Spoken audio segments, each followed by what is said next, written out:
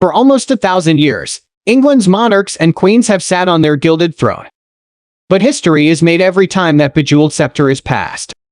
Today, King Charles Roman III will visit Westminster Abbey to have the solid gold, gemstone-encrusted St.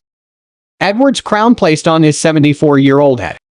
Without a doubt, the royal family is treading turbulent waters. Many of the institution's current and former subjects doubt its relevance and want an accounting for centuries of colonial rule. Others are still caught up in the never-ending personal scandals that have engulfed the divorced, multiracial, and expanding clan. But, for a brief period, all of that may be pushed aside to witness a magnificent and decorous pageant inimitable constructed by one of the world's oldest kingdoms. Here are all of Charles' most memorable moments from that momentous day. The Archbishop of Canterbury put St. Edward's crown atop the king's head, pausing to assure proper placement. During the ceremony, King Charles will wear two crowns, the St. Edward's crown and the imperial state crown. The previous crown will be used only for ceremonial occasions before being replaced with the imperial crown, or Tudor crown, for the procession back to Buckingham Palace. Queen Camilla was to be crowned next. The Archbishop placed the crown of Queen Mary atop her head.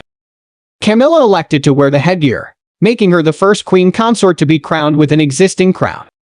Queen Mary's coronation crown was made in 1911 for Queen Mary's coronation, but it was customized for Camilla with additional diamonds from Queen Elizabeth. What to anticipate on Coronation Day? For those in the United States, Coronation Day begins early, about 4 a.m. EST, or 9 a.m.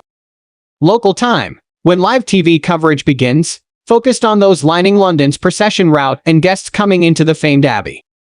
Just after 5 a.m. EST 10 a.m.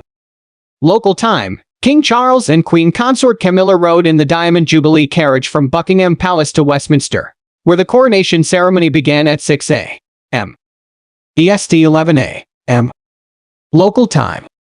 By noon local time, Charles will be donning the 444 jewel crown. What follows is a flurry of pomp and ceremony, ranging from a longer carriage journey back to the palace to a military jet fly past. The celebrations continue on Sunday, with Britons encouraged to host their own big lunches with friends and neighbors, while the royals close the day with a private concert at Windsor Castle featuring Lionel Richie and Katy Perry.